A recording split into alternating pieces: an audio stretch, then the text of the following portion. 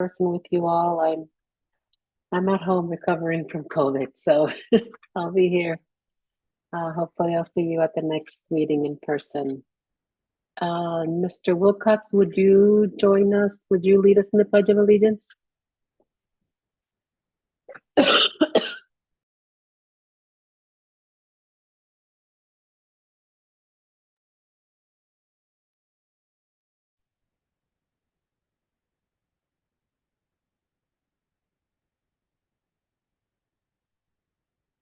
Dr. White, I can't hear what's happening there. I'm not sure.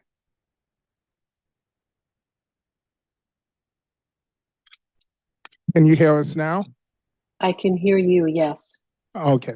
I just didn't hear the Pledge of Allegiance, but that's okay. I know it by heart already. All right, so we will go into public participation. Dr. White and Mr. Wilcox, would you keep time? Yes. Okay, thank you.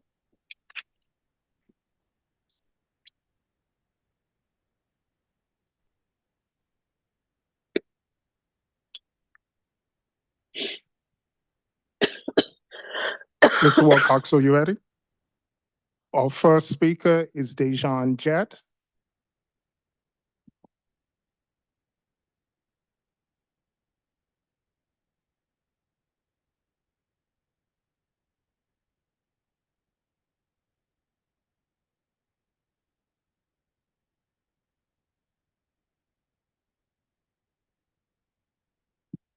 Okay, is this good?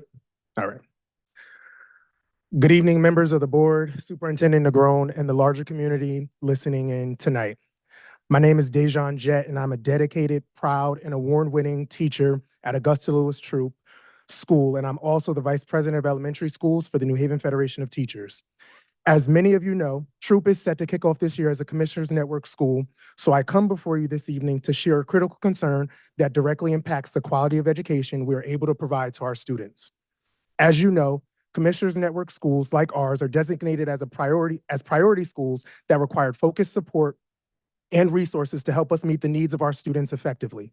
However, despite this designation and the critical needs of our students, we currently have 3 core teaching positions that remain unfilled. Even more concerning is that we have not had a single applicant for these positions.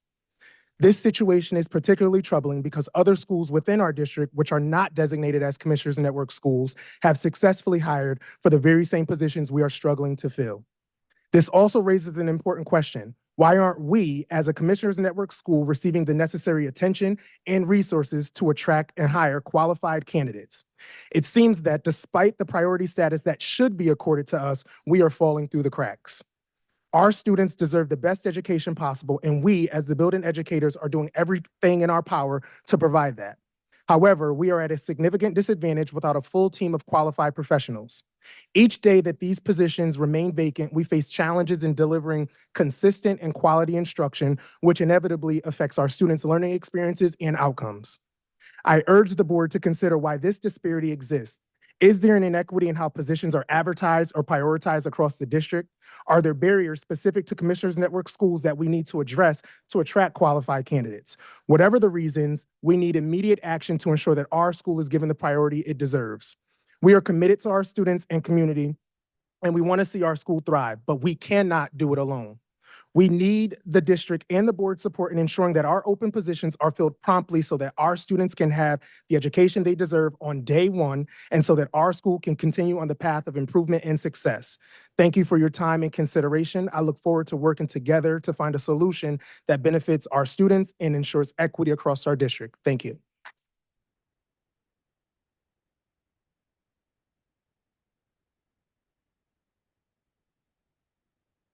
Our next speaker is from the online audience, Catherine Hopkins and Monica Carmel. You may speak. Good evening, Dr. Negron and Board of Education members. My name is Catherine Hopkins Spanner, and I am also a dedicated Troop rock star. I have taught at Troop for the last 16 of my 20 years. In that time, I have seen Troop go from having everything to nothing. For many years now, we have been viewed as a bad school with bad teachers and bad kids, or maybe even worse, completely invisible. Our calls for help with being understaffed and out of compliance have gone unanswered. Troop has taken on the challenge of joining the Commissioners Network. We have committed to work rules that will grow us as educators. Our leadership team, led by Mr. Foreman, Ms. Apgar, Mr. Jett, and our coaches, has worked countless hours of their own personal time to get us ready for August 29th. However, we are still not fully staffed, yet other schools have been able to hire for the positions that we still need. Our children deserve better. We deserve better. We are not a bad school with bad teachers or bad kids.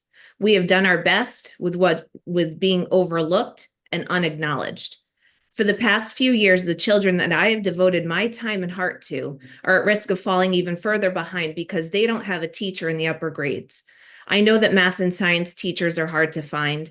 However, we were told that as being a part of the Commissioners Network, that we would be made a priority in hiring. We were told that we would be fully staffed from day one. I have comforted children who came to me crying in frustration because they were not learning. I have spoken to children who said it wasn't fair that they were only being taught math through a computer. Our school deserves what we were promised. We are not a failing school. We are being failed.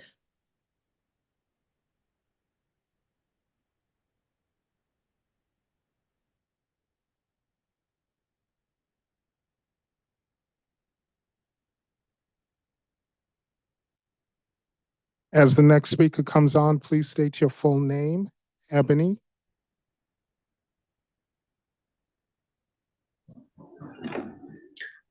Good evening, Dr. Negron and the administrative board. My name is Ms. Ebony Gilliams.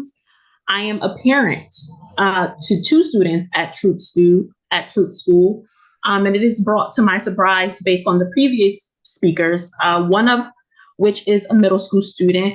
So it's very discerning and concerning to me that my son potentially is beginning his eighth grade year, a very critical and imperative year in his academic journey and voyage in preparation and transition to high school, and what high school offers him as a career or lifelong opportunity, that he potentially will be beginning the school year again to echo the sentiments of the previous spoken individuals without two instructional teachers. One of which is a math teacher, from what I understand, based on the previous speakers, in addition to a science teacher. Those are two very instructive and critical roles, not only in the educational journey and experience of my sons, but his peers and counterparts alike. So it's very concerning to me that my son will be beginning a transitional year in his academic journey without those positions being filled. And I'm also interested to hear what the board specifically, what actions are being taken to ameliorate and fill those gaps. Thank you.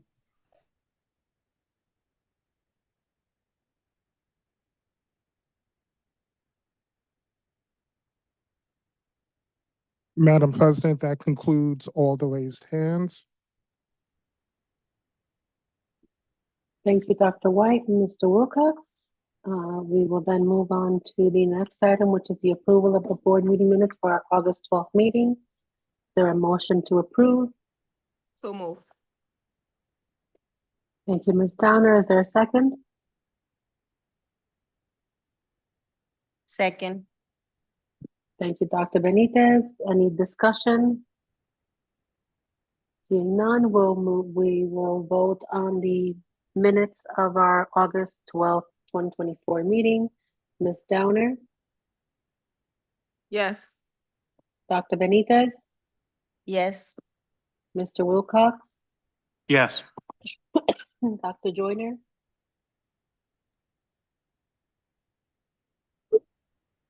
Dr. Joyner, Dr. Yarborough, come back. Yes. Students are not in. Come back to Dr. Joyner.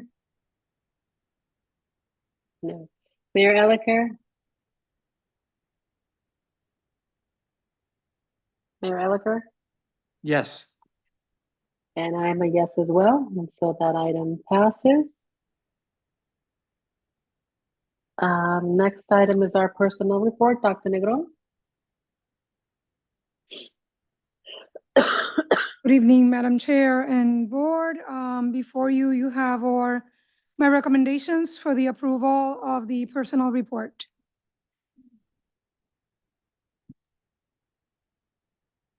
To approve, Mr. Wilcox? Yes, I move we approve the action items of the superintendent's personnel report. And is there a second? Second. Thank you, Mr. Wilcox and Ms. Downer. Any discussion? Mayor Elicker? I just had a quick question. I know, Dr. Negron, you're going to present later on about vacancies, but, and I see one troop, teacher being hired here, but is troop an outlier or is this generally across the district to challenge it? You are going to hear in my update today that we still have some vacancies, and there's some key areas that are harder to fill. But three vacancies at one school, is that unusual? No, it's not unusual. Okay, thank you. Okay, seeing no further discussion, we'll vote to approve the action items of the personnel report. Mr. Wilcox? Yes. Ms. Downer?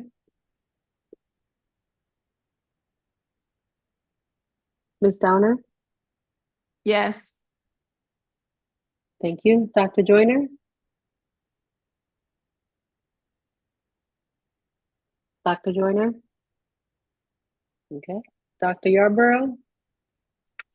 Yes. Dr. Benitez? Yes. Dr. Joyner? Try again. Okay. Mayor Elicker? Yes. And I am as yes as well, and so that item passes. And so we'll move on to the finance and operations. Mr. Wilcox? All right, thank you. Before I get started, is there anything anyone would like to move separately? I heard a yes. Which items do we need to move separately? Ms. Downer? 512, 513. 512 and 513. Okay. No, I'm sorry, Oh. 67, 68, and 69. All right. So we'll go ahead and get started here. First one is I move that we approve agreement 512 with Connecticut Aquatics. Second.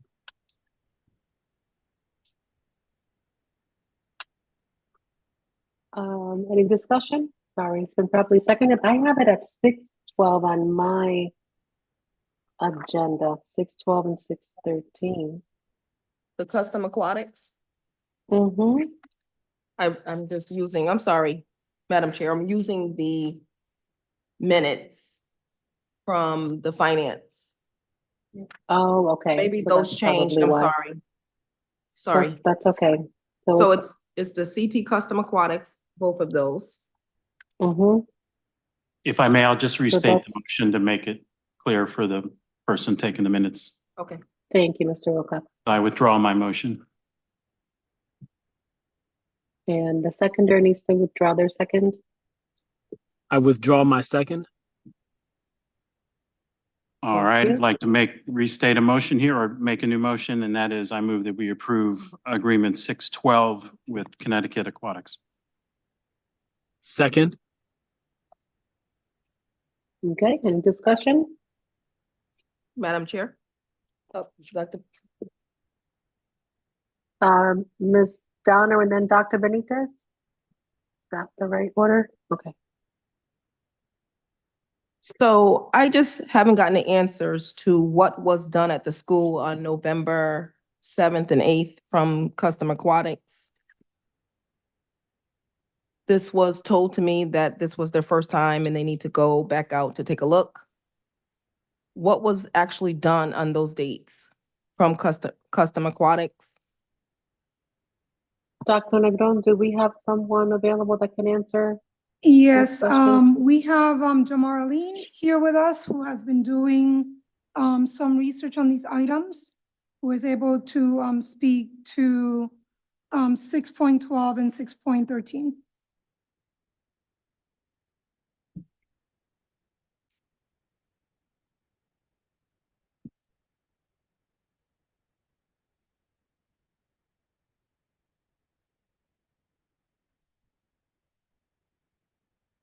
Good evening, Dr. Negron, board members, Mayor Elicker.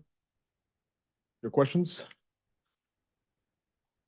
My question is, what was done at the school for the pool from Custom Aquatics on November 6, 2023?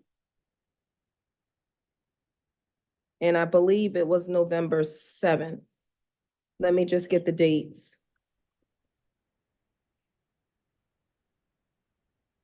So it said renovation. They were there in November 7th. What did Custom Aquatics do at Conti West Hills? All right, so the motions that are, or the items that are here before you, were, the work that was done back in November was not associated with these particular submissions. Prior to these submissions for pool startup, at Conti, there was a bid that was put out for $594,000 to repair the concrete and do a new liner for the pool. That was awarded to Custom Aquatics, and that work was done prior to the submission for the pool startup. So I don't know what was being done that particular day, but that was the work that was associated with renovation of the pool that was done prior to these submissions, which would line up with that time frame. So when you say repair the concrete, That's which part of the concrete was repaired? the actual pool itself. So the pool itself is a bowl of concrete with a liner. I know what the liner and what the pool is. So I just wanted to know what other materials. So that was a previous contract that was approved already? Prior to these, correct, yes. Okay, That was so, that was a separate bid that was awarded. okay, so since you're here, I've actually reviewed the contract for the $64,327. Mhm. And it said specifically there was some, That's for Martinez, correct? that's for Martinez, I'm sorry, for Conti. That's 112,000. Okay, so my question is, this company, Custom Aquatics, they're saying they're a sole source. Is that So- true? So the city awarded them a sole source letter because they are sole source for the Pulsar chemical feeding system. Right, but other companies use the Pulsar too. So I've researched it. And then when I researched them back, Mm. it was at least maybe 2 or 3 companies that was tied to the Pulsar equipment. Well, the Pulsar, I guess the materials that they're using are called Pulsar. all right, so I'm going to preface my answer by stating that I am picking this up from about June of 2024. I was not involved in this particular process or the award of the sole source letter.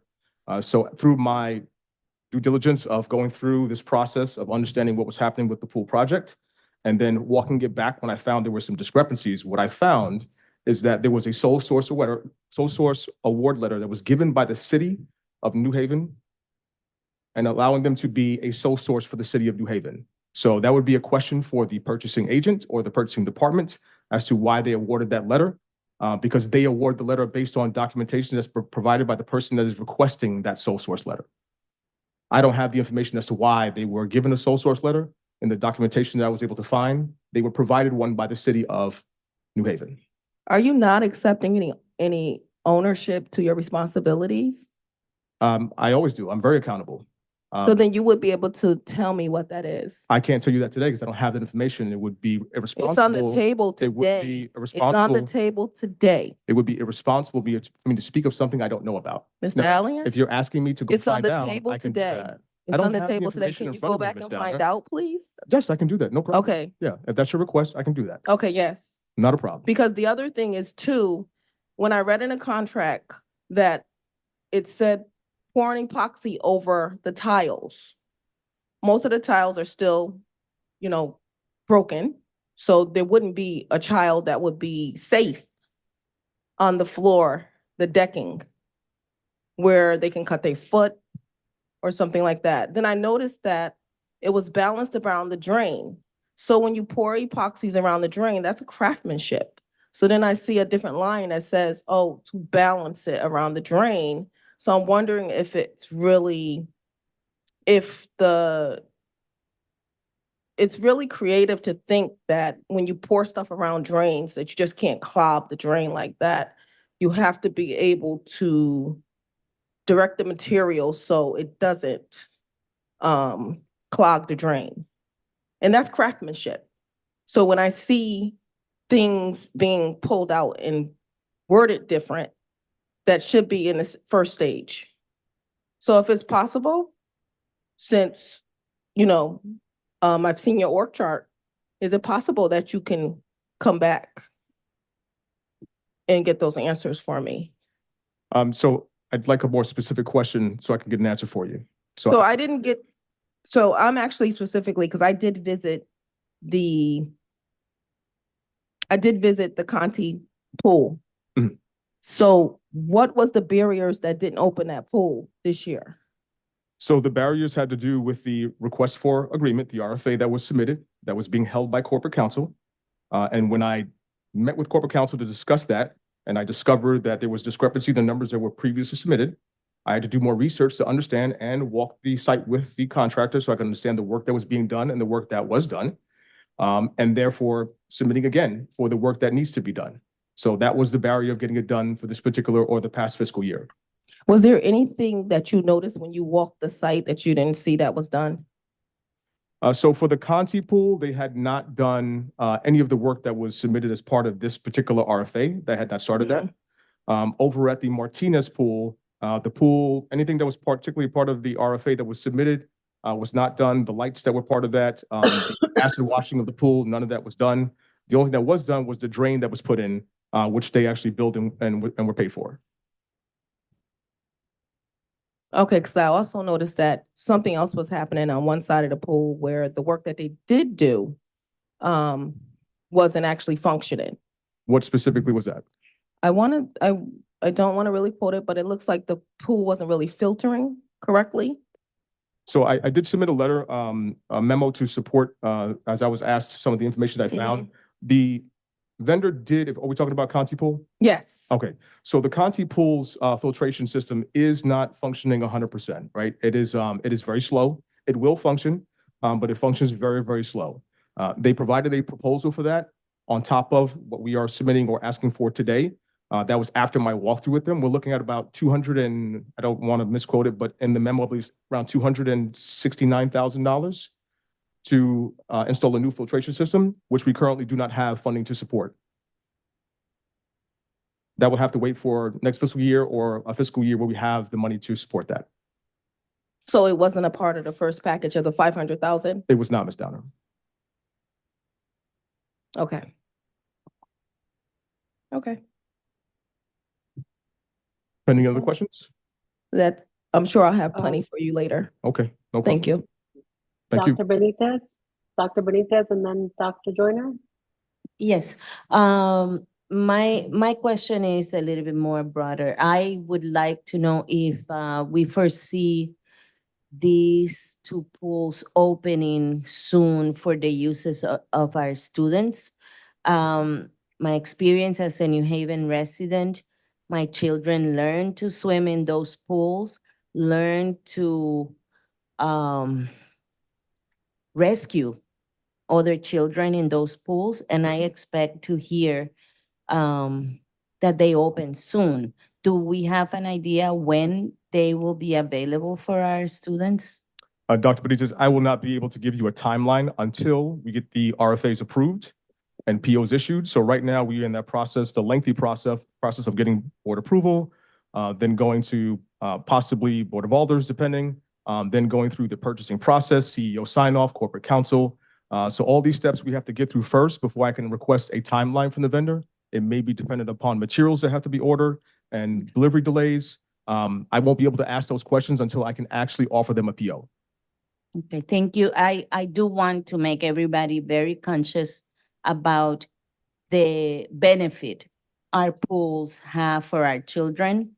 Many of our children leave the streets to come join us in our pool.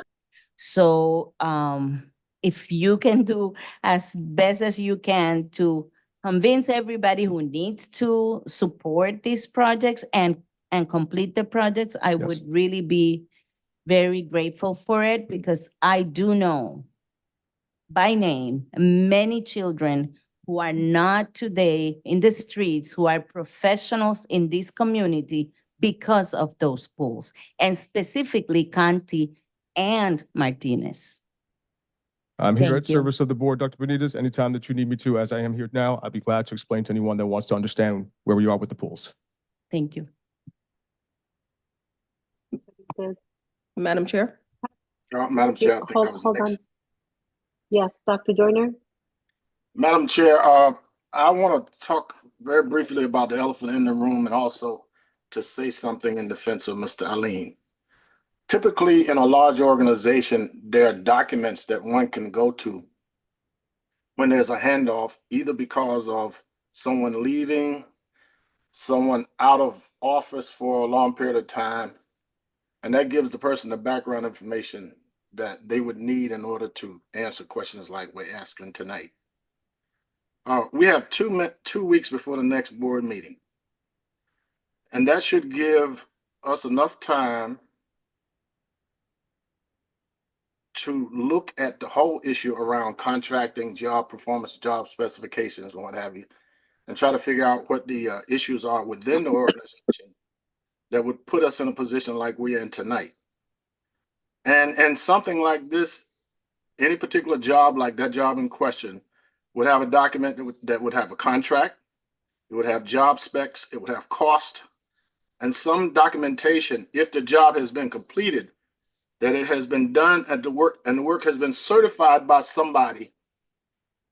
And the certification would indicate it was consistent with the stipulations of the contract. The reason and I'm not going to speak for her, but I believe I know it's the same reason that I'm concerned and that Dr. Benitez is concerned. Mr. Aline took over a situation where work was alleged to have been done. And of course, some of us actually went into the schools, we took pictures, and it certainly didn't look like the work had been done well, if at all. So what I'm going to ask the superintendent for, as soon as she can get it, is to look at some of these questions, particularly around some of these case examples, to determine what the contract was, whether or not the contract was written in such a way that it protects us if work is not done well, what the job specs were, whether those specs were met, and what documentation that there was a post job document that says that the work was done to the satisfaction of us on our side. And that's a systemic problem. And until we solve that systemic problem, we'll be putting people like Mr. Aline on the hook for something that he had nothing to do with because he wasn't here. He wasn't a part of that. And he's expected to answer a question that somebody else should be answering. And if we want to reduce these kinds of incidents in our board meetings, we need that information. We need to know what past practice has been with contracts. We need to know whether or not we have an inspection protocol. We need to know whether or not the vendor fulfilled the contract with the staff that they did the bid with, or whether he subcontracted it with people that we don't even know. And we need to have visual examples that the work was done to the specifications of the contract. Until we get that, we will always be in this position. And it is not unreasonable for those kinds of questions to be asked in an organization that has a multi-million-dollar budget depending on taxpayers. And I yield my time. Thank you, Dr. Joyner. Mr. Wilcox? Yes, I just wanted to say thank you, Mr. Aline, for your comments tonight and helping to clear up some questions, and also for the memo that you provided for the meeting materials today that also had the questions that were received previously from the Finance and Operations Committee. Appreciate your efforts getting things back on track with the pool projects. They've been down too long. I mean, primarily because of the extensive nature of the repairs needed and the amount of funds and the lack of funds that the school district has had to be able to address these issues with, but it's going to be great to get these pools back on track as soon as possible. Thank you. My pleasure. Thank you. Mr. Wilcox. Thank you, Mr. Wilcox. Madam Chair, I have one more question for Mr. Allen. Ms. Downer? Can you tell me who's actually doing work at the pool now? Currently, there is no one because the RFAs have not been approved. I visited the school. Now I noticed the pool is covered. I also noticed that there was a piece of the marble back in the women's the girls' bathroom put back? Who did that work? I could find out for you, but that's not part of Custom Aquatics responsibility or scope of work, if that's what you're asking. If the marble was put back, that could have been done by one of our carpenters. It could have been an outside contractor that we hired to come in and put it back. So it had to be put back. I'd have to get an answer for you if you want to know specifically who did it. I do. Okay, not a problem. You're quite welcome.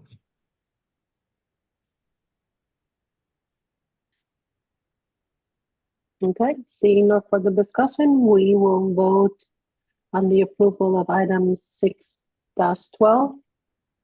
Mr. Wilcox, Yes. Dr. Yarborough, Yes.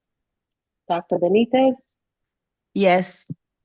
Dr. Joyner, Yes. Ms. Downer, Ms. Downer, Abstain. abstain. Mayor Elicker, Yes.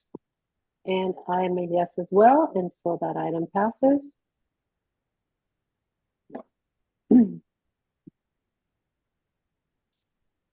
Mr. Wilcox, Thank you. I move that we approve item 6.13, which is also with Custom Aquatics. This is for the Conti pool. I second. thank you, Mr. Wilcox and Dr. Yarborough. Any discussion, any further discussion? I believe it was discussed with the other one. Seeing none, we will vote on F&O item 6-13. Mr. Wilcox, Yes. Dr. Yarborough, Yes. Dr. Benitez, Yes. Ms. Downer, No. no, Dr. Joyner, Dr. Joyner, Mayor Elicker, Yes. Dr. Joyner,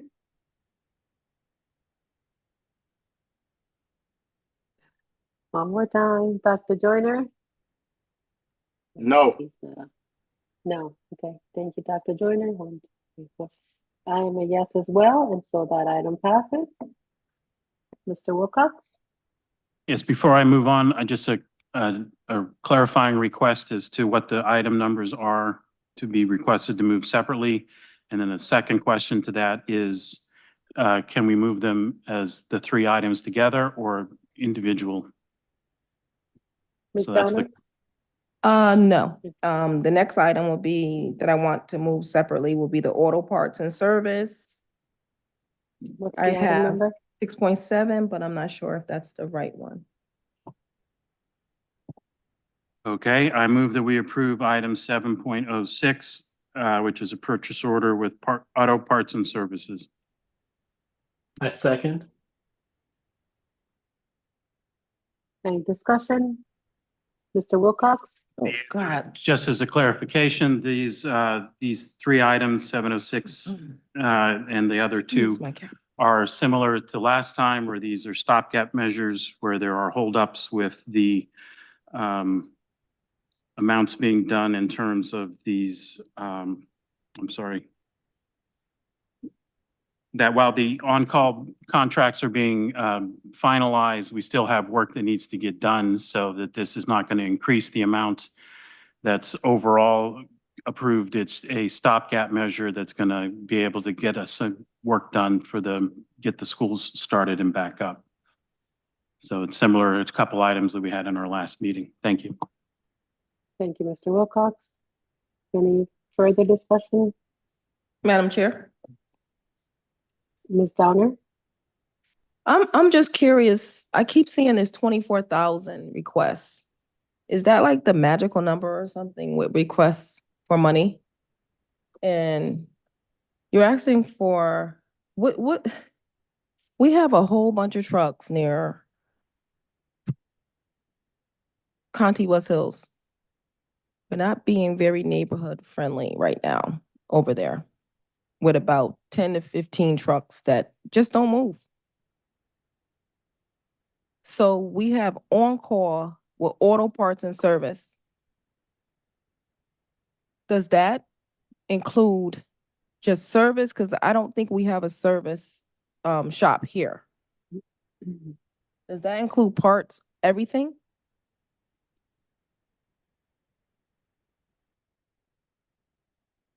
Someone from the school system, please? Someone there to answer some of these questions? Yes, we're inviting Jamar to come back up again.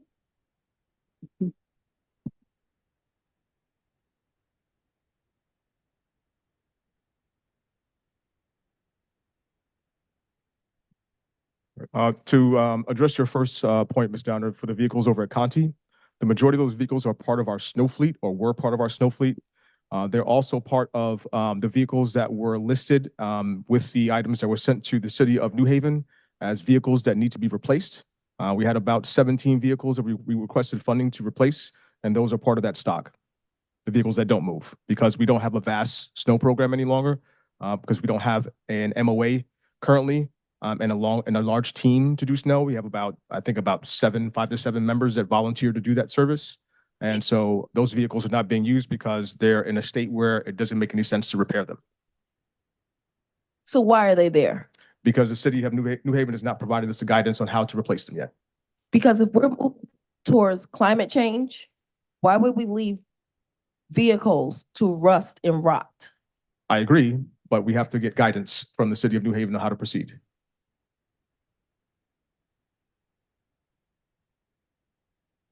So why the magic number 24,000? Often that number is provided by our accountant as to what to put in based on spending, or provided by the COO office. And so it's just usually as we calculate the time it takes for contracts to go through the process. I'm not sure if you're familiar with our contract process from the Board of Education side when it gets entered all the way over to the approval side on the city of New Haven, but it takes several weeks to go through that process. And those contracts cannot be entered until July 1, and therefore we have a gap. So there isn't additional money that we're asking for here. So if a contract is $150,000, that $24,000 that we're asking for now will actually come off that contract and tracked internally. The total will still be $150,000. And we usually use the same vendor after the vendor has been awarded the contract. And it's just going through its process. It's a way for us to get funding so that we can do services now until the contracts are approved. Because we're constrained by the process. So is the vendor's name Auto Process Services? That is correct. It is a on-call contract, which means the contract is as we call them and request services. They provide a proposal. That's the name of the business? That's correct, yes. Okay. And it does include parts and labor. The statement of award provides rates for certain services that we agreed to. And this is something that went out to bid as well. How many vehicles in fleet? Currently, I want to say off the top of my head, I'm going to take a wild guess here. From what I remember, I believe we have somewhere sub 50 vehicles, I think around 40 something. Okay, thank you. Mayor Elicker? Can you clarify what you're saying the city of New Haven has not done? So there is a document that we were provided with to fill out as part of our vehicle fleet status report, I think is what it's called. We provide that to the city of New Haven. We then wait for guidance as they visit or they convene, as I understand, with a vehicle committee or fleet committee, as I understand it, as the previous controller told me. And when they convene, they decide what vehicles for the city, including the New Haven Public School System, they're going to replace. It may be recycling equipment that comes from the engineering side, and they get new vehicles, we make new vehicles. I did get some guidance back in June to go ahead and start getting pricing for vehicles, but they wanted me to start looking at electric vehicles as we're moving towards a greener platform in 2030. But that would require us to buy vehicles that are much more expensive as we use trucks. And then on top of that, we don't have the infrastructure to support the charging at this point in time. What's the specific request? How many vehicles and what type of vehicles? So currently, all we're asking for is for 5 vehicles, and we're asking for service vans that are for electricians and plumbers. There are kits that can be modded into those vehicles for electrical and plumbing, and so we're asking for 5 of those vehicles at this time. Can you send me an email with those? Absolutely, sir. Madam Chair. Ms. Downer? So the vehicles that are currently used, are they being used by our employees? If you're asking if it's New Haven Public Schools proper, the majority of them are. We do have a couple of vehicles, maybe about 2 or 3, that are left for management when available. But those people that use them are allowed to use them as per contract, whether they are New Haven Public School proper employees or ABM employees that are currently under contract with management with New Haven Public Schools. So there's about vehicles that the management may use to get around the school district. So ABM That is correct. don't provide their own transportation? No, as part of the contract, we were allowed to use the vehicles provided by New Haven Public School Systems, but we take what's available if it's available.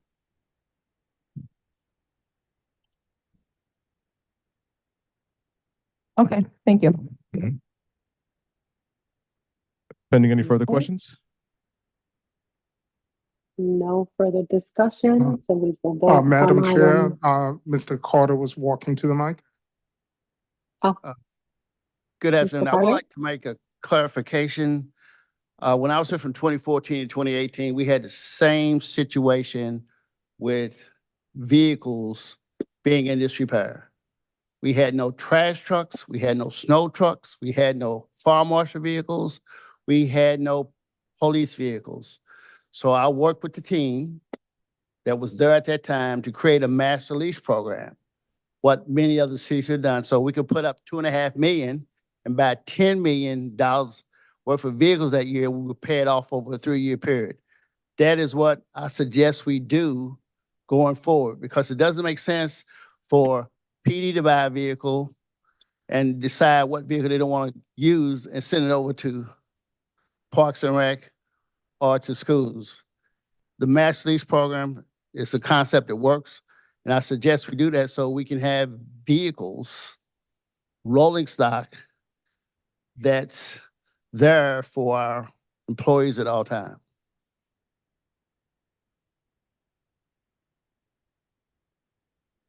Okay, thank you.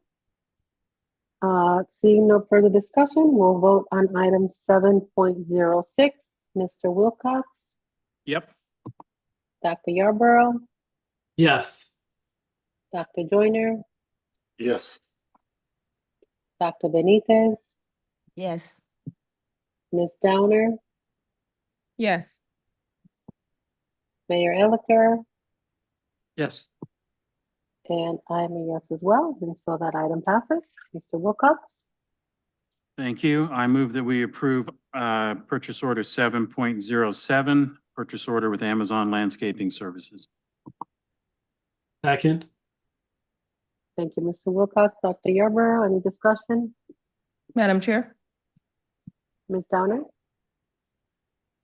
So, I've never ever seen, I know that, we had the snow contracts.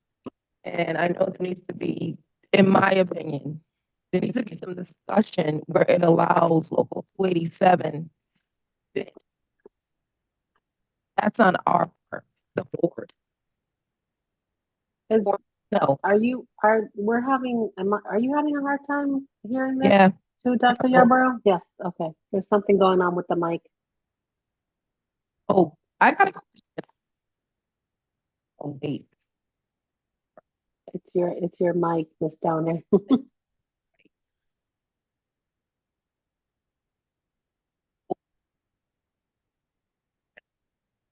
Oh, this is still, hear me? We can hear Testing, you, but it's testing. very crackly. I'm gonna try this.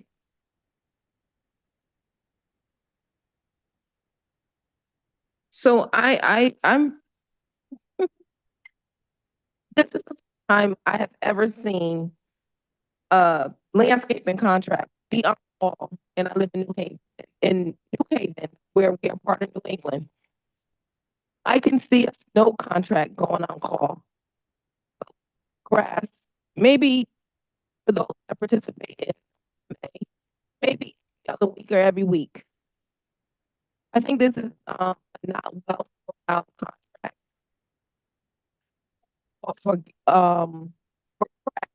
So we have schools that have overgrown vegetation. and it's not being addressed. That stuff cannot be addressed.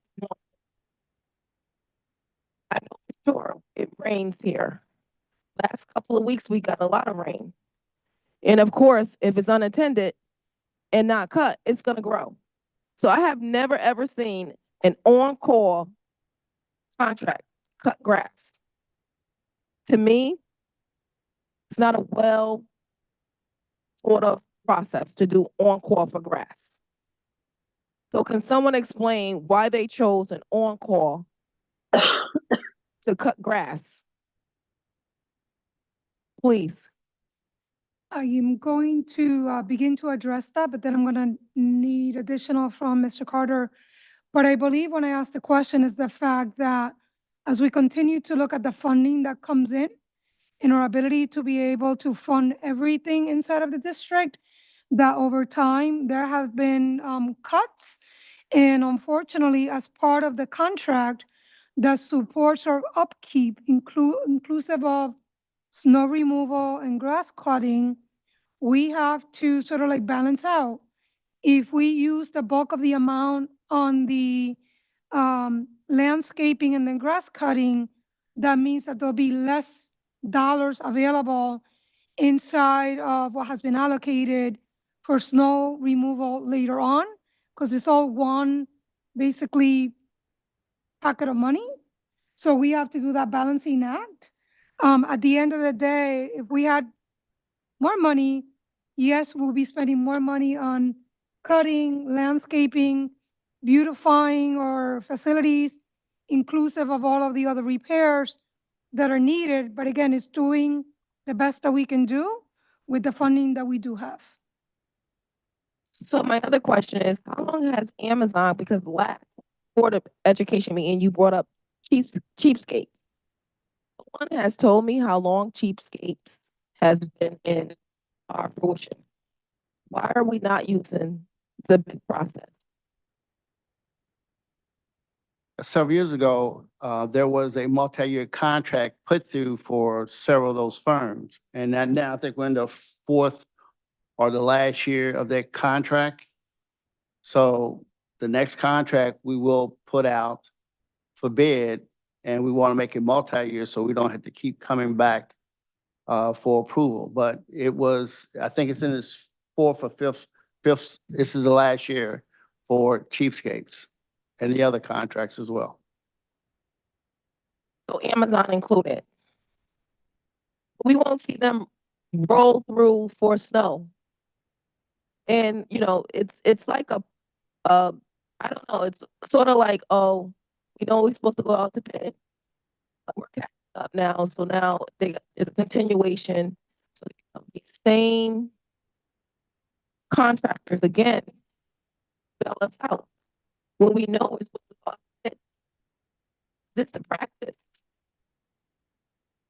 Typically, when you're doing things like snow and grass cutting, you do award contracts that last 3 to 5 years. In any of those options, sometimes the base year is 2 years with 1 or 2 or 3 year options, and sometimes the base year is 1 year. So after that, if you're not pleased with the contract, you can go out for bid.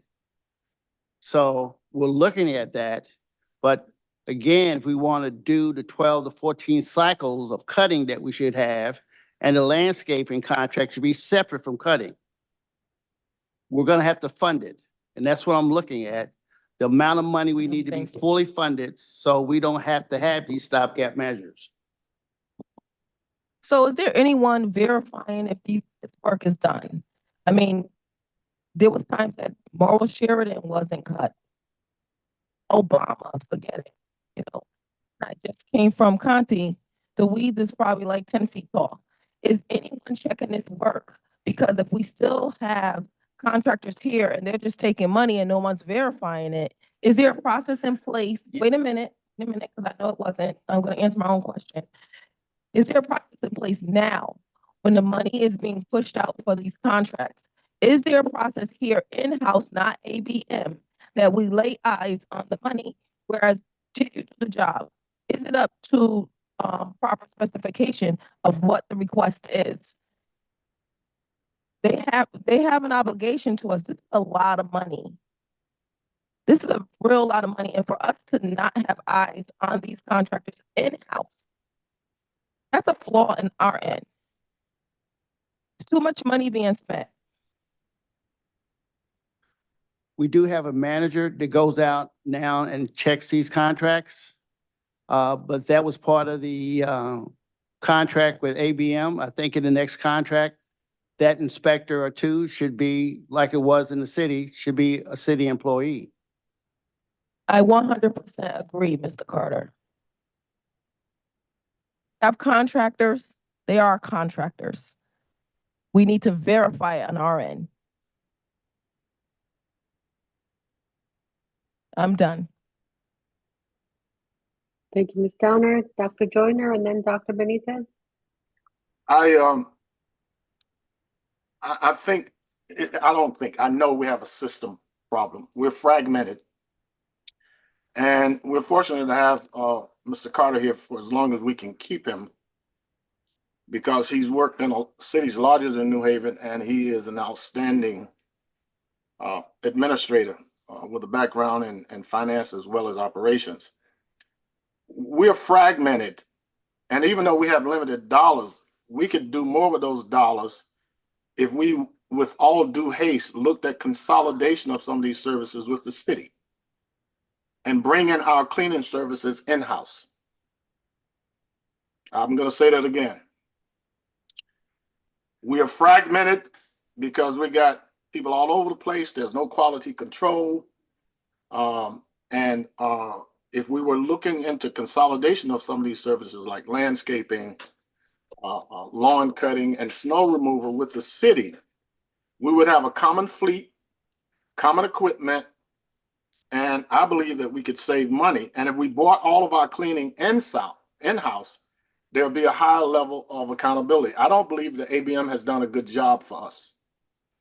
And I also don't believe that we have, in accordance with the agreement, a union person in one of those positions to look at what we're doing.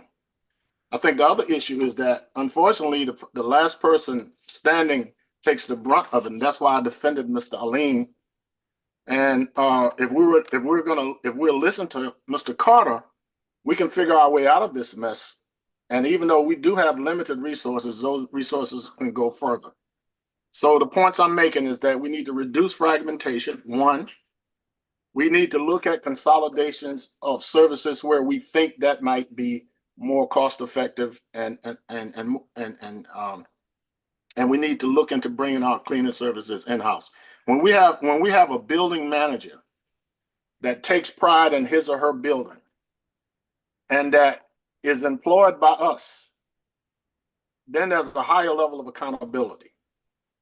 And if we don't do this soon, we will continue to have these kinds of conversations. The board meeting should be a meeting where we have gotten all the information we needed, where we have certified that the information is accurate, and where reasonable people would agree that the people on the staff side have done everything they could have possibly done in order to deal with the problem.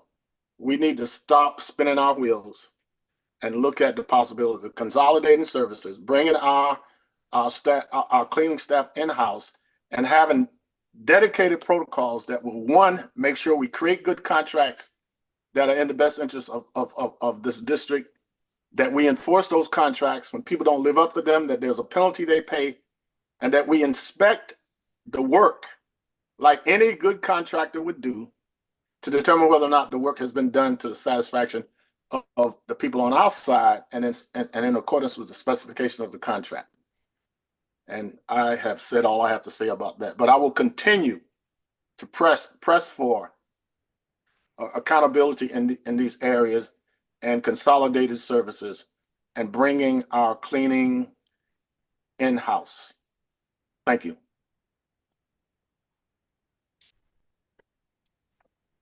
Thank you, Dr. Joyner. Dr. Benitez? Yes, I was going to ask about the building managers, because that's my experience as an employee of the New Haven Board of the New Haven Public Schools. Both principal and building manager were always asked to be aware and to be the accountable people on contracts being fulfilled. If something was not clean, if something was not done that was contracted for, we were the people who had the responsibility to make sure that we inform.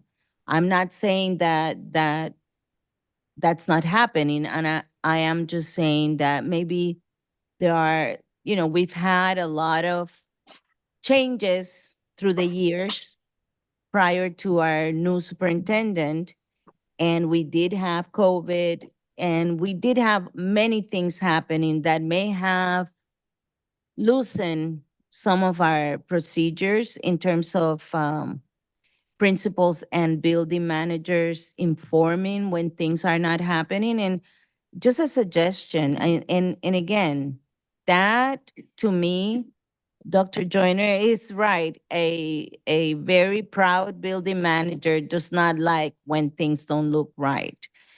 But I want to include our principals. They are also people who feel proud about good things.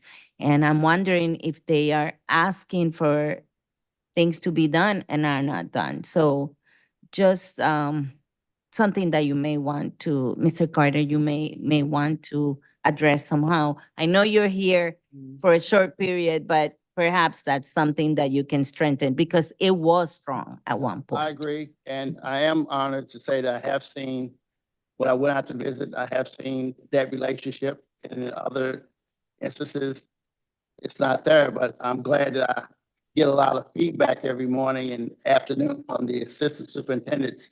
They keep us focused, but I agree with you. Thank you, Dr. Benitez. Mr. Wilcox?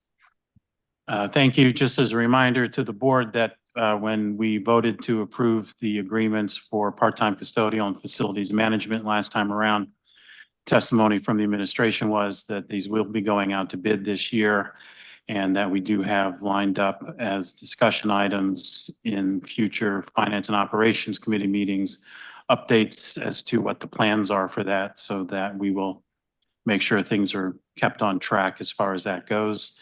And in the end, I hope that we're able to afford whatever good ideas come out of all this. Thank you. Madam Chair. Thank you, Mr. Wilcox. Ms. Downer? So whenever the contract comes up I would really hope that Local 287, maybe we can see to it in the board to find a way that they could actually bid for. Elmer Jiley's calling. Can you answer? Sorry. Can you hear me? Sorry. Can you hear me? Okay, I think Dr. Joyner touched on it a little bit because I've been just thinking about my past and going to school in New Haven Public Schools. We always had lead custodians at the school. Never have I seen the schools in these type of conditions. I know this is a different era, but we as the board can also see to it whether it takes opening up contracts or just taking a look at the contract, amending to see if we can bring the custodial services in-house. I know it can be done. I know that there's no talk about it, but it should be done. I am in 100% agreement to bringing that in-house. That way we know it's getting done. And I'm done. Thank you, Ms. Downer. Seeing no further discussion, we'll vote on item 7.07. Mr. Wilcox? Yes. Dr. Yarborough? Yes. Dr. Joyner? Yes. Dr. Benitez? Yes. Ms. Downer? No. Mayor Elicker? Yes. And I am a yes as well. Mr. Wilcox? Thank you. I move that we approve purchase order 7.08 with Connecticut Controls. Second. There a second? Thank you, Mr. Wilcox. Dr. Yarborough? Any discussion? Madam Chair. Ms. Downer? How many HVAC companies do we have on call? Can someone answer that? Dr. Negron, do we have staff to answer questions on that? Jamar Aline is coming up to answer that question. Thank you. And does each contract have a 360K? How many contracts do we have on call right now? And to answer your question, Ms. Downer, currently we have approximately about 5 contracts that we have put through and have been approved, maybe 6. I'd have to go back and take a look at the list. We are currently being frugal about the amount of money we are encumbering through contracts, as the capital dollars right now budget does not support all contracts and projects that need to be completed. My question to you is, on average, what are those contracts? If we have 5 vendors, right? You said about 5. Well, for currently 5 contracts, if you want me to go through the list of contracts we normally have, I can provide that now. Okay, go ahead. All right, so normally we will have contractors for electrical work. We will have a plumbing contract. There's a moving contract. So most of the modalities, in the past, we've had a carpentry contract, a flooring contract. So most of your trades where we cannot do the work in-house because of the amount of trades positions that we have, which is very little for the district, including painting contracts. On top of that, it could be for HVAC, heating and cooling. There is contracts for cooling tower water testing, right, for Legionella. There is an environmental services contract that provides testing and remediation for things like mold and asbestos. The list goes on and on, just depends on the needs of the district and the services we provide through facilities. How many HVAC? I'm sorry? How many HVAC businesses do you have on contract? I'm sorry, I don't understand that word. HVAC? So currently there's only one. So that was Just this company right here? Tucker, correct? Tucker. I see Connecticut Controls Corporation. My apologies. So they're not an HVAC service company. They do our controls. Tucker Mechanical? No, so let me just be clear. So Tucker Mechanical does our repairs and our maintenance for HVAC. CT Controls specifically does the controls, the BMS system, and any devices attached to it that need to be serviced. So Tucker's doesn't do the controls? No. So how much is Tucker's? Currently, Tucker's contract, if I can remember off the top of my head, I believe it's around 300. Well, it was approved through the board, so we'll have to go back to the minutes, but I believe it's around 360,000 for the repairs, and I believe the maintenance contract, which we never had before, was another possibly 90,000. I don't recall, but it's in the minutes. That's more money that we put on HVAC than we have in the past, because every year we have to come back here and ask for more money for change orders. So that's the estimation that we put through this year to separate maintenance and repairs, because that hasn't been done. And very often, because we are in a break-fix environment, in a response environment, we spend all the money on repairs and nothing is left for maintenance. So we separated those contracts so the board can understand the money that's necessary to maintain as well as repair with the equipment in its current state. What you will see coming also soon is for the boiler repair services, which are probably equally as expensive. Wouldn't a boiler be considered HVAC? We separate them on purpose because there's different seasons. Well, how much is the boiler contract? That's going to be about $360,000 for repairs. Why 360? Estimated by our HVAC manager as based on what we spent over the last couple of years and what we may need to get done. It's an estimation. So total for maintenance and contracts, I was told it was $5 million a year. Is that budgeted? So we requested 4.9. The capital budget currently I was given was only 4.6. And that's why I said we don't have enough money to actually support all the contracts that we suggested. Is this work that's been verified? I mean, and also I'm going to be honest here, price methodology. Mm-hmm. Has it been verified, benchmarked against other companies and other services? So are we just paying companies $360 and other companies could have charged us $120 if they didn't know it was New Haven Public School? So traditionally, I understand how you would approach that with contracts, but these are on-call contracts. You have to remember, right? So it's basically an open PO, and they provide us with their pricing for labor and things of that nature through a bidding process. and they were awarded the bid based So- on their pricing that they gave us. Okay, so the open PO, Yes. do you ever find that there's money that comes back from that open PO? Or they use the 360? No, so they don't get to utilize the money. We call them when we need service. That's how that works. They don't get to come do service and then bill us. We Okay. say we need X, they provide X, and they bill us for X. All right. That's the way that works. So So without, is without there a work order, they don't do work. Is there someone that's checking the price methodology? Because they could be charging you 50 grand for X, but the reality is that same service could be like 27.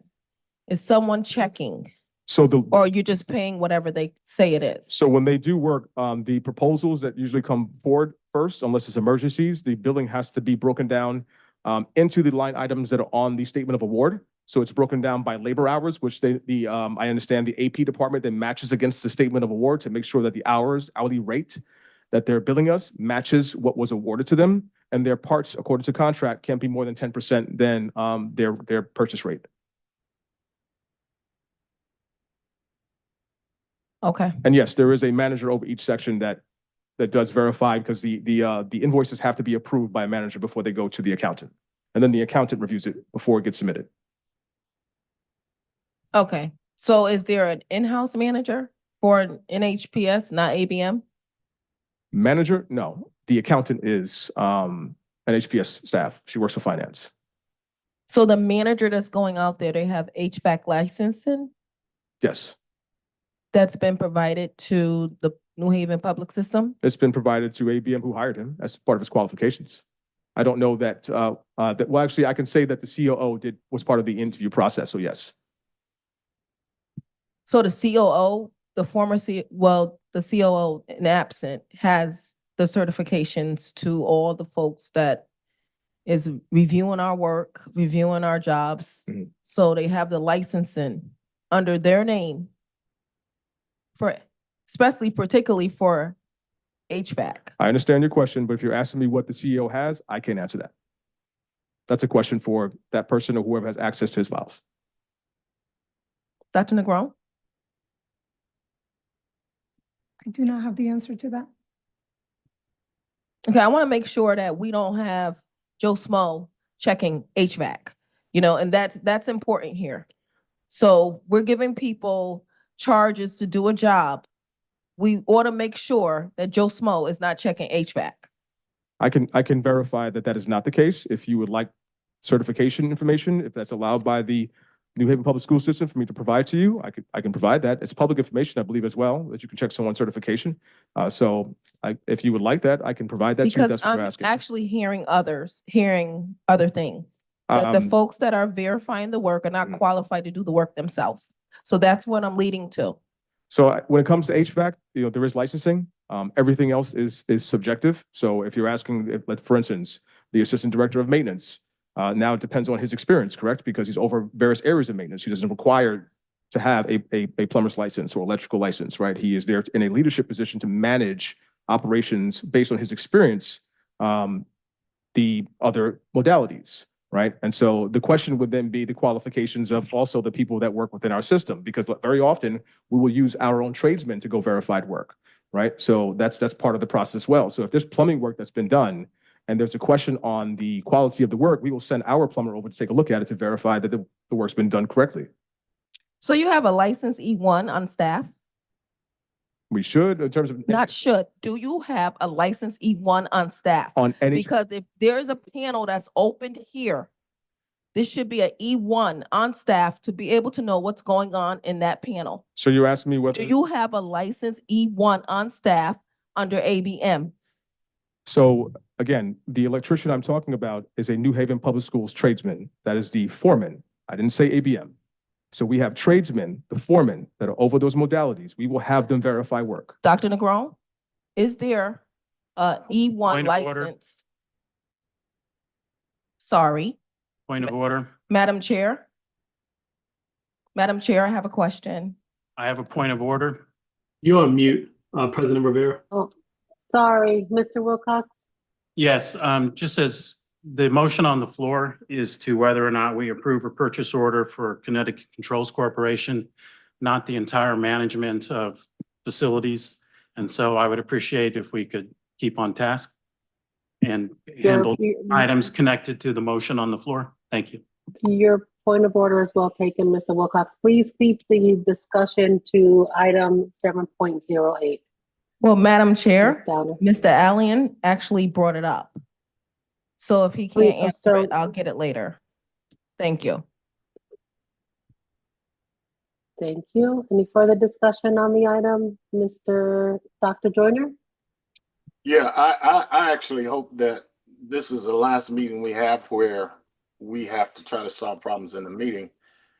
And it is not the questions that are being asked, it's the fact that questions have to be asked because it does not look like we have done what we could have done on the staff side to assure the board that things are going well. And the failure to have multi-year contracts is a good example.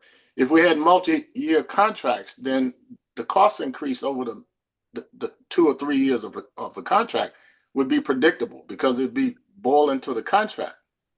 So this whole idea of last minute contracting, not having multi-year contracts is a problem for us. And it would give our superintendent a much better picture of the fiscal reality when we have multi-year contracts with fixed costs for each year, so that when she does her budget, she will not have to be shooting in the dark.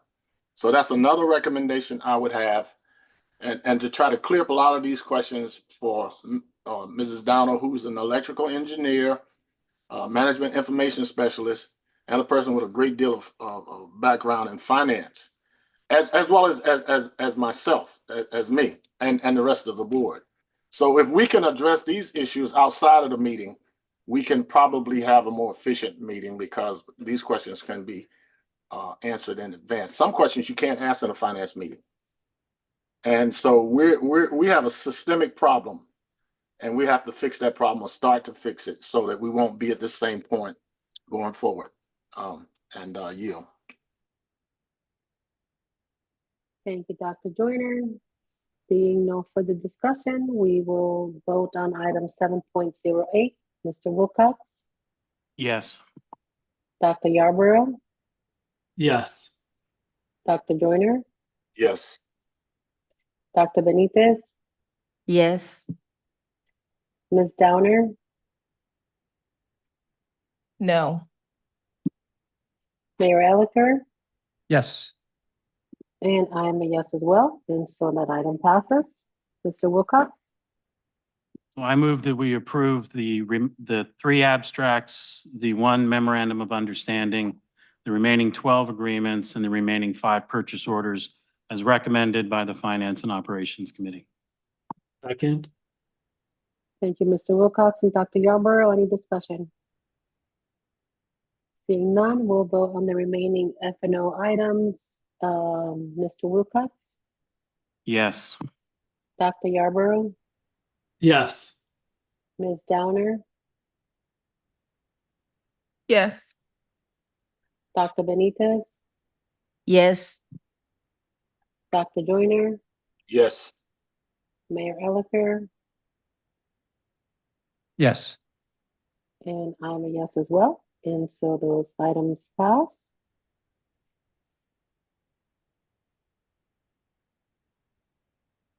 Okay, and the students report, students are not in, but before we move into the committee reports, I just want to ask everyone to please keep their reports as succinct as possible. We all have access to the committee meetings.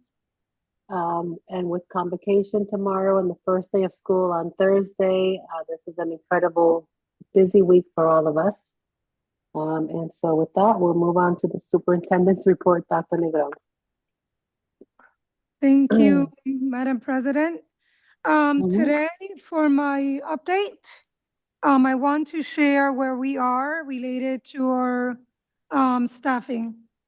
So I'm going to give Dr. White a chance to pull up the slide deck.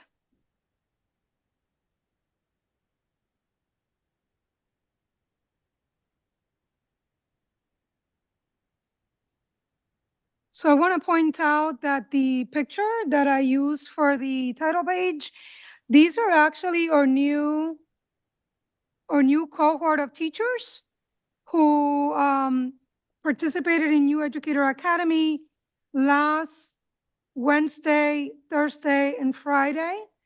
There was a lot of excitement in the room and eagerness to get started.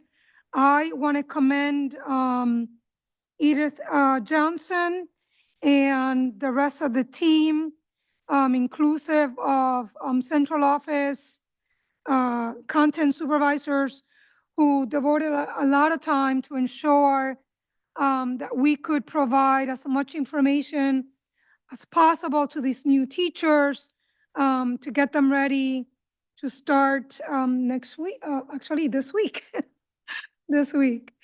In the next slide, happy to reveal the new image of our path to excellence. So here we see our mission, vision, and core values, as well as the 4 priorities that have been laid out for our strategic operating plan. But again, from now on, when you hear path to excellence, this is the plan that we are speaking about.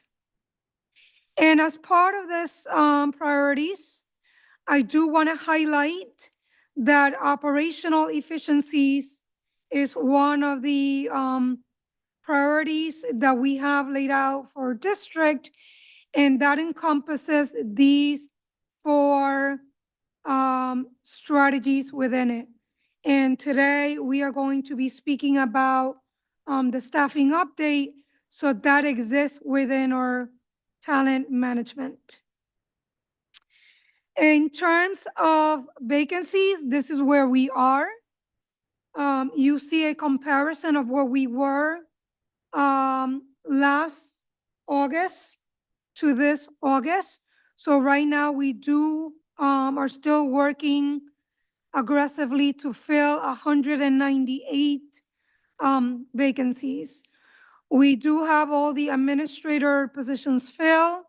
There are still 3 vacancies in executive administration, 77 classroom teachers compared to 83 at this point last year, 19 non-classroom teachers, 45 assistant teachers, and 54 non-instructional. I also want to share with you that this data corresponds to the data that we had at 11 o'clock in the morning on Thursday of last week, because we get ready to post everything for board meetings on Fridays.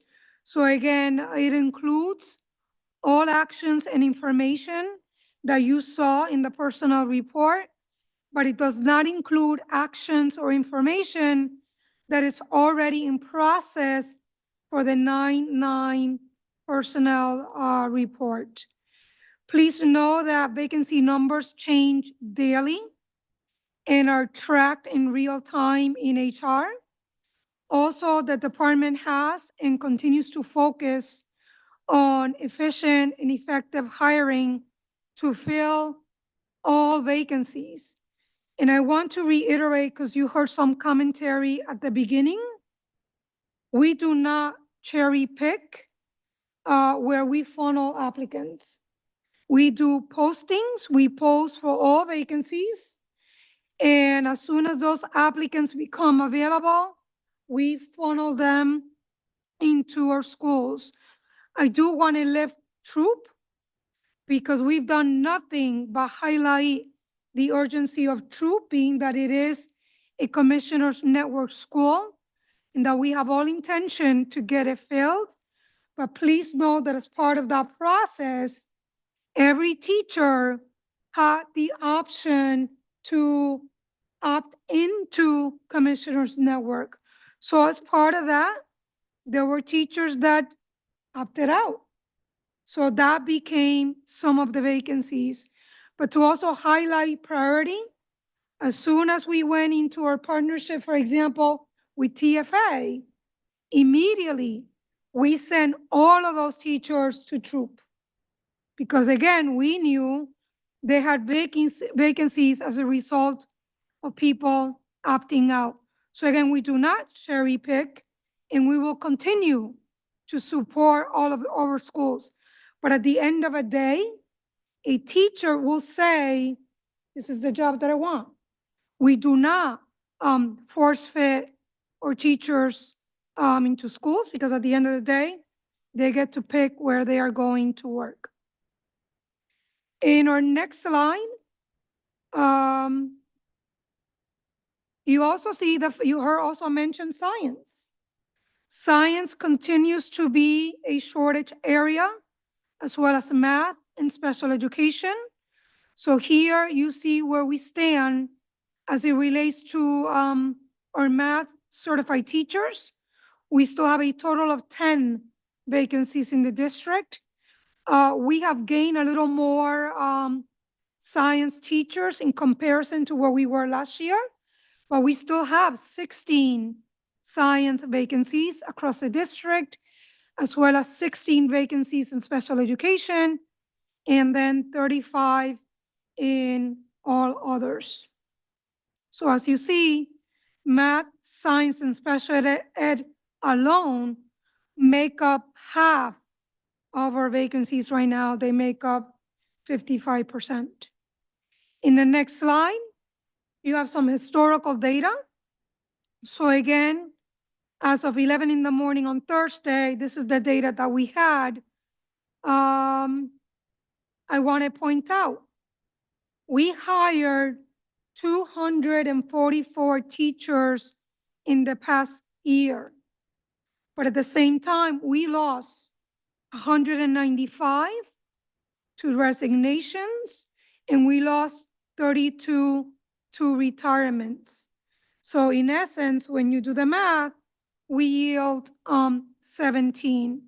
One of the things that we're working on is creating a data system that can tell us, for example, I want to know, out of those people that we lost, how many years did they spend with us before leaving us? And also when they leave, continuing to insist on doing the exit interviews so that we learn more and more of why it is that people are leaving. Sometimes we know they go next door to get a whole lot of money and conditions that may seem better. But again, those are all data that I want to have at hand, because I want to speak not based on my assumptions. I want to speak in terms of the information that we are gathering. Next slide, also to hone in on our plan, because we invested months in putting together our path to excellence. So I wanted to highlight the fact that talent investment is one of our strategies. And in here, we are looking at these 4 areas that we intend to do significant work. So one of those is creating cohesive through lines in the life cycle of an employee. So from the moment, one, I want that experience of where is it that they see the postings? Is that in places that are easy to see and the people across our state and out of state can easily find those postings? And then what is that experience from the moment they apply and they get invited into an interview? Once they get hired, what is that experience like? Because I venture to say that all of that makes a difference in creating, the culture and the climate that we want all of our staff to have. So for example, how long, once a teacher gets hired, how long does it take to have an email account? How long does it have access to our curriculum? So a lot of those things were the things that were happening in the onboarding, for example, that took place last week, to make sure that our teachers, they were eager to know and see the curriculum. So the academics team spend a lot of time reviewing or scopes and telling them where can you find everything. Another piece is around setting school-based retention goals and implementing school-based retention plans. Because we know there's a community that gets developed in every building. So what are we doing to support, to create the culture inside of those buildings so people want to stay? Sometimes it's not about the money. Sometimes people choose to stay because they feel supported all around. Another area that we are working in is expanding a district's teachers' career pathway programs with a focus on increasing our educator diversity and pathways to certification in shortage areas. So for example, we spend money in supporting our teachers that wish to go and get a certification in another area. So we put dollars aside to be able to support them in that work. Also, teachers who have an interest in following a trajectory because they see later on in 5, 7, 10 years that they aspire to something else inside of education. So we want to support people because we want to grow our own. And things also like transforming into a learning system, meaning that we want to invest to ensure that everybody is continuing to learn and continuing to grow, not just our classroom teachers, but everybody that works inside of our system. So all of this, I just wanted to remind us all that it is part of our talent investment strategy that we are rolling out in our path to excellence. So with that, I'm going to pause there in case there are any questions, and I do have Lisa Flegler with me today to support me with any other questions that you may have. Madam Chair, that Thank you. concludes my report. Thank you, Dr. Negron. Questions or comments for Dr. Negron? Madam Chair. Ms. Downer? So thank you for that, Dr. Negron. I've been pushing this along a little bit in my brief conversation about some of the things you mentioned. You said growing our own and learning and investing in our employees. That is so important here. We have to invest in our employees. Maybe perhaps we can look for certifications for our employees, particularly Local 287. Maybe there's someone there that's particularly interested in a HVAC certification. Maybe particularly in the food services, maybe someone's looking for culinary. I honestly believe that it starts home. That charity belongs at home. We can talk, but until we put these things in fruition, that's when things is going to actually start clicking. We have the people here. We need to invest in our people. And these people, like I said, this is not a corporate job. So there's a lot of passion in the people that I see. You come here every day. You're not paid corporate. You know, sometimes you have CEOs that make millions of dollars. And then sometimes you have directors that make somewhere up to $300,000 a year. That's in corporate. But again, we got to do it at home. We can't do it through vendors all the time. And that's what I would like to see. You said some things that I'm very interested in: investing, growing our own, learning. And it's not just, it's everyone. It's everyone. Maybe perhaps there's someone in Local 287 that want to do construction management. Sometimes you can get ahead and learn a lot just with a 2-year degree or even a certification. So we need to look into things like that. We need to grow our own. And that's all I got to say. Thank you. Thank you for the presentation. Thank you, Ms. Downer. Seeing no further questions or comments, we'll move on to the president's reports. Just a quick reminder, in the next few weeks, we'll be working to complete Dr. Negron's evaluation.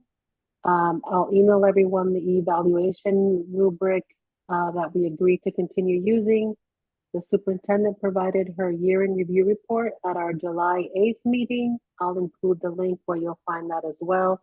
Thanks, Mr. Wilcox, for forwarding that information on. I'll expect that in our next two meetings, we'll have executive sessions scheduled to discuss and finalize the evaluation. So just please be prepared for that. Questions or comments on that? Okay, seeing none, we'll move on to teaching and learning report. Dr. Joyner.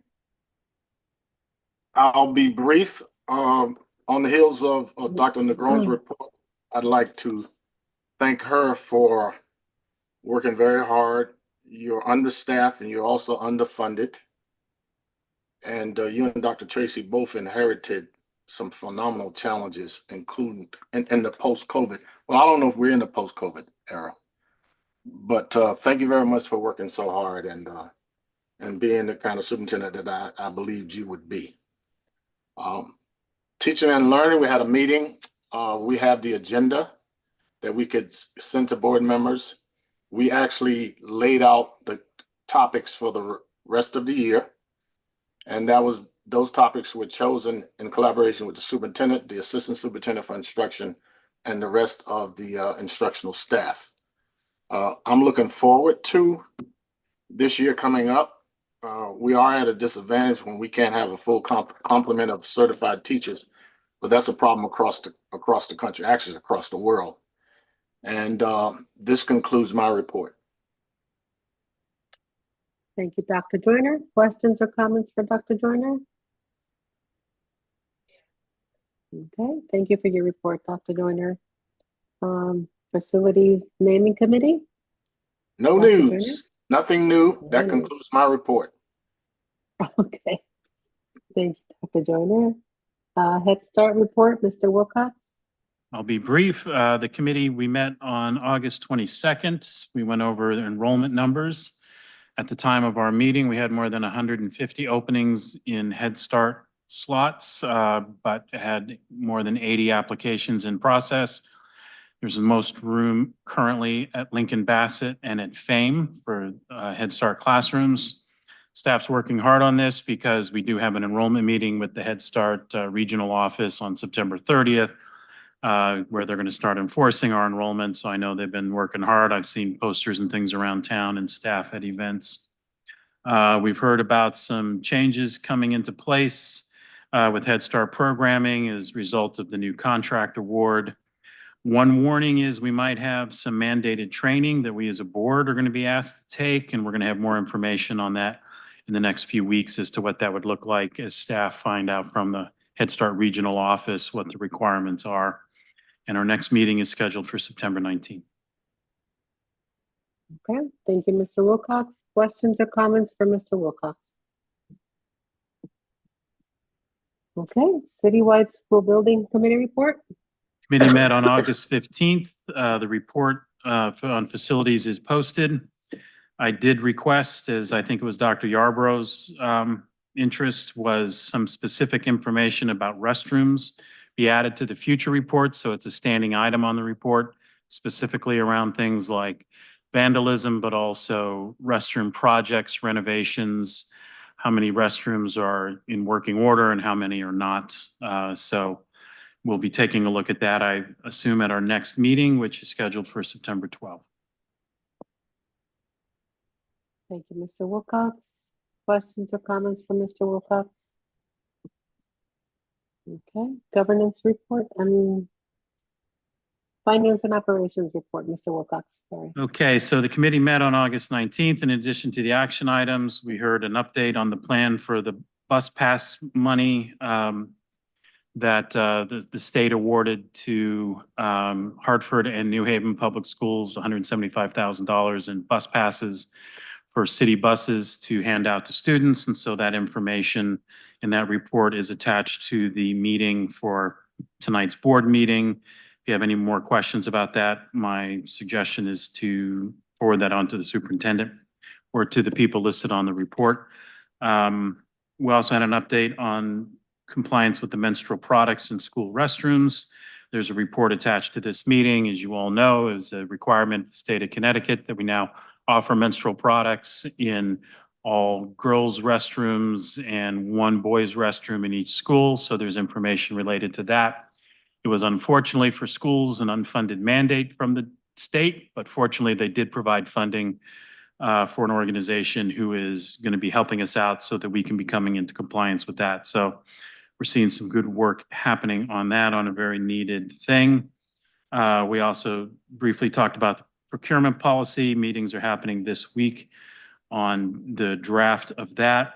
And then also we had a brief discussion about the procurement training, which Mayor Elicker brought up, that we could have an overview of the procurement process, the city side as well as the board, school district side, and how they fit together. And I'm compiling an agenda on that and still looking for any requests and information people might have. And I'll be sending something on to folks in the next several days, and we'll talk about it again as a discussion item at our next F&O meeting. Thank you, Mr. Wilcox. Questions or comments from Mr. Wilcox? Seeing none, we'll move on Chair. to the governance report. Dr. Benitez? I'm sorry? Ms. Downer wanted to address you. Ms. Downer? I just have a question. The procurement policy. Why is it taking too long? Why? I'm just trying to figure out what's the holdup.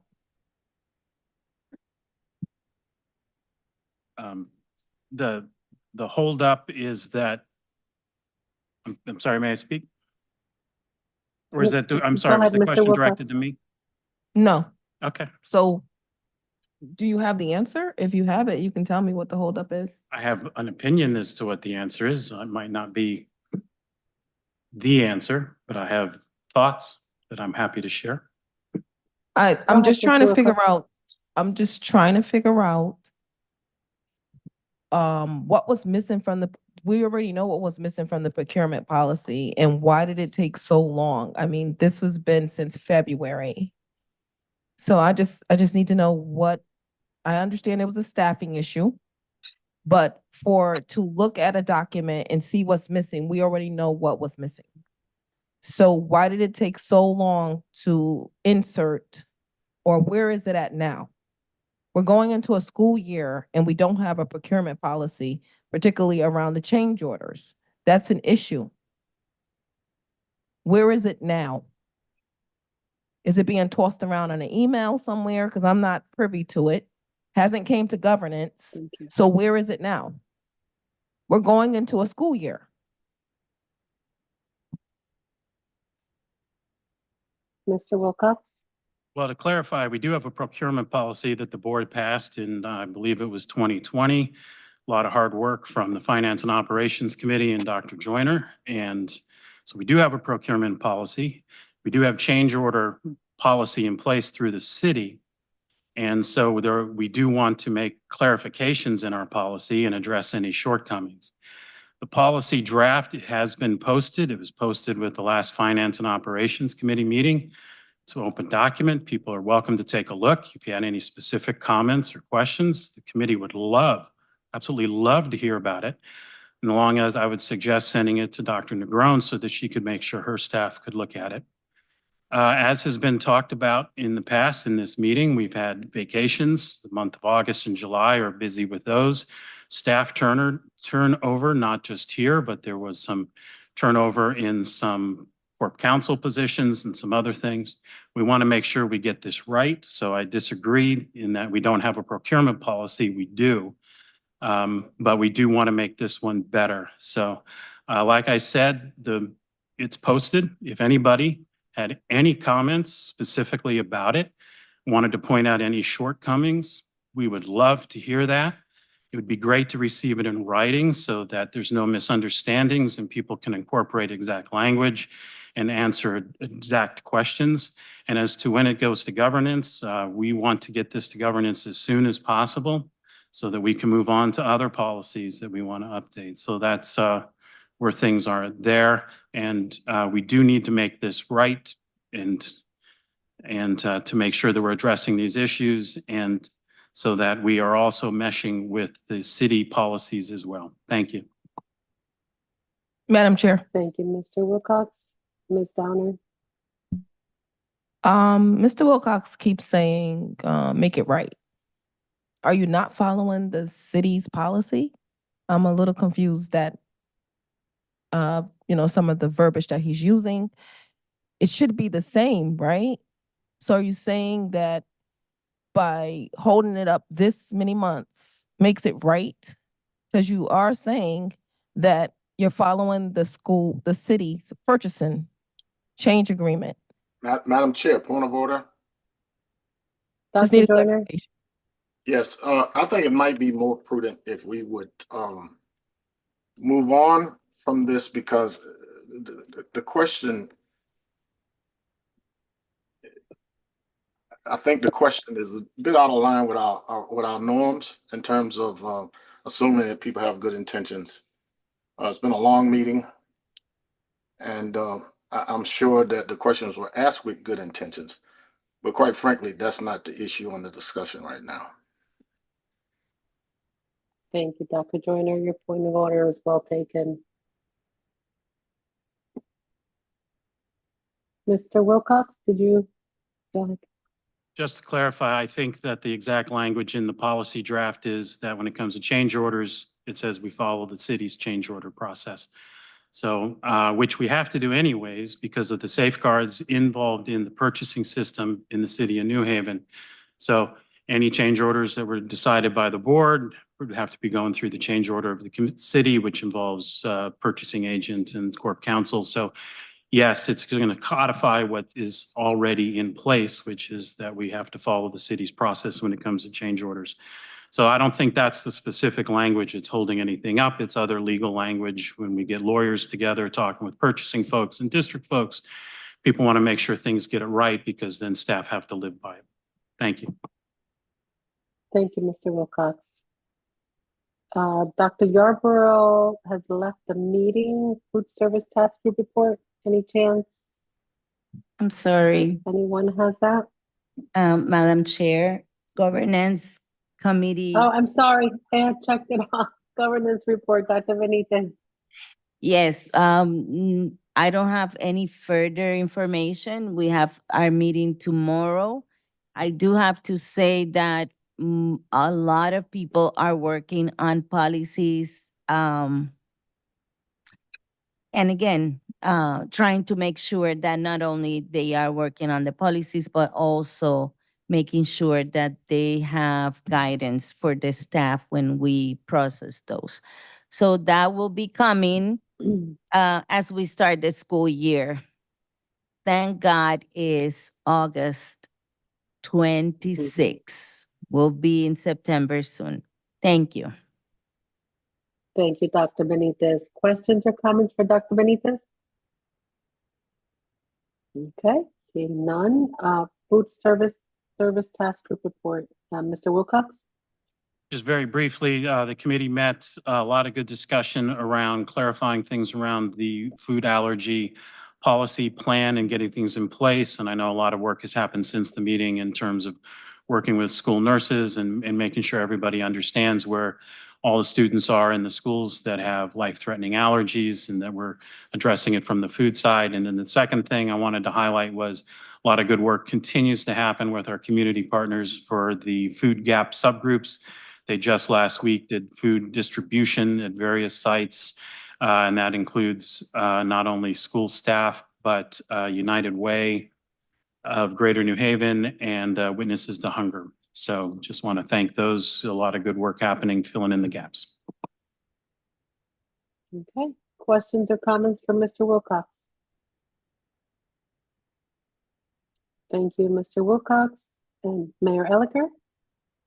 I just asked for a quick comment at the end. My daughters and my family are very excited for the start of school on Thursday. Thank you all for getting us ready for the school year. It's going to be a great year. And I just wanted to make sure that we acknowledge that Thursday is going to be a great day.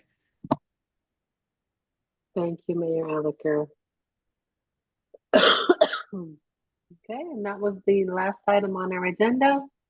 And so I would entertain a motion to adjourn. Move to adjourn. Thank you, Dr. Second. Benitez. Second, Thank you, Dr. Joyner. Mr. Wilcox, Yes. Dr. Joyner, yes. Dr. Benitez, Yes. Ms. Downer, Yes. Mayor Elicker, Yes. and I am a yes as well. Good night, everyone.